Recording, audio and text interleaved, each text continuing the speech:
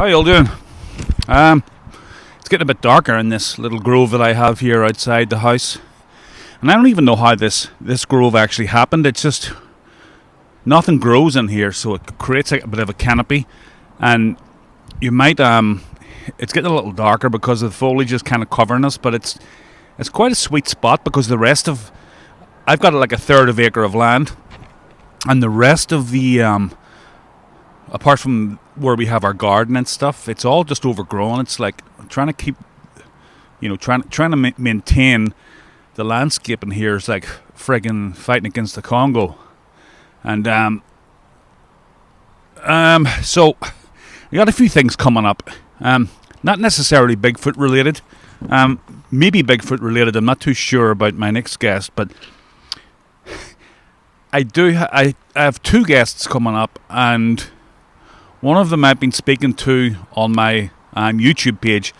His name is Seeking Treasures. That's his YouTube name. And Seeking Treasures, if you would like to me to read your story here before we chat, that'd be great. I know you did send me some stuff via the YouTube channel, and I want your permission before I start sharing anything, but that seems like a hell of a story. And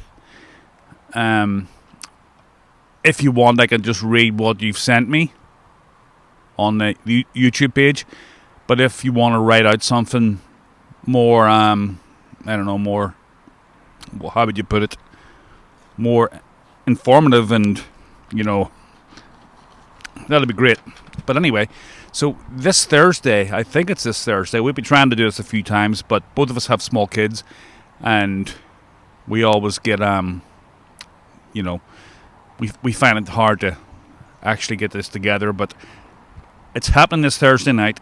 I've got a lady by the name of Jacqueline, Jacqueline Charles Maloney, and she is going to be coming on the show on Thursday night.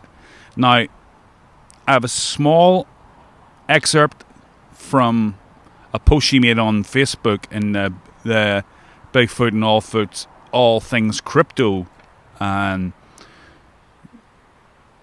page, and she was just making a post, and I'm like, wow, that sounds really interesting, would you like to be on the show? And it's not, she has a lot of different things to talk about, not just Bigfoot, but she does have one kind of Bigfoot encounter.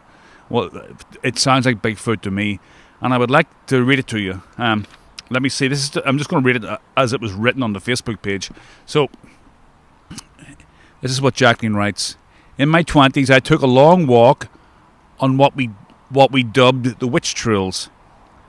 At the time, my then husband and I, along with our dog, walked along the trail at night. Everything was fine until we got to one point when everything went silent.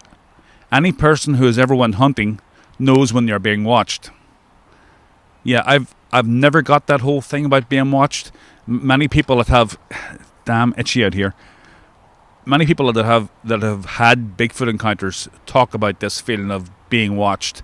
I've never had a Bigfoot encounter or anything like it, and I've never had this feeling of being watched, apart from being like in a bar and there's some like drunken idiot and he wants to fight you and he's staring at you and you can kind of see him from the corner of your eye. That's about as close as I've got.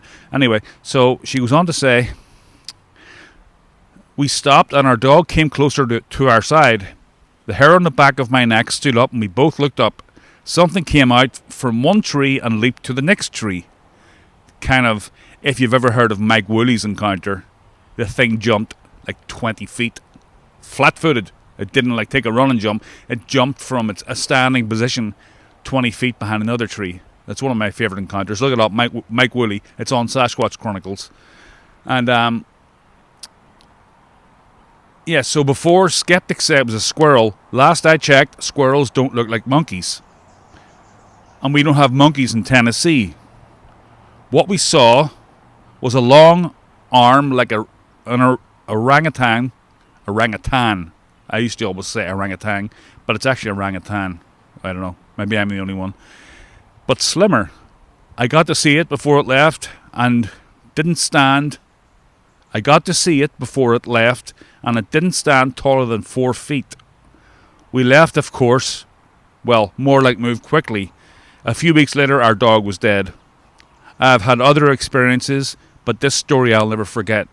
And apparently she's got a catalogue of stories. A lot of it's like paranormal stuff. She was telling me about some of her stories, and I said, "Oh, you're a psychic. Sounds like you're a psychic." And she's like, "Well, she didn't like that term, so I'm not going to call her a psychic, but she's a psychic, I think." Anyway, much like the lady Life After Death that I can't remember the name of right now, but I did an interview with a lady that had died in hospital and came back to life again. I'm sorry I forget your name, but I'll include it in the actual podcast. I could look it up on my phone, but my phone's recording me, so I can't look anything up. So anyway, mosquitoes are buzzing all around me. They love me. But anyway, so I've also been given the green light to go to Oklahoma, actually earlier than planned, which could be in a few weeks if all the stars line up. If that happens, I'm going to be doing I'm going to document the whole thing. Oh, Jesus. On camera. I just don't know what camera to get, and I'm kind of like trying to figure that out right now.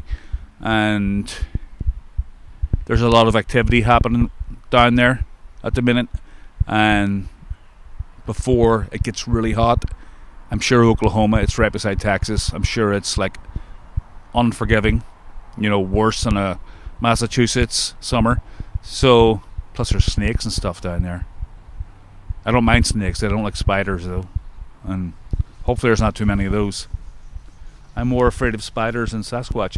If you hear that, that's a squirrel, and they make a lot of noise for such a little creature. I swear to God, they're like a friggin', you would think it was a jaguar. Anyway, so look out for that Thursday, folks, and keep safe, and I will talk to you then. Thank you.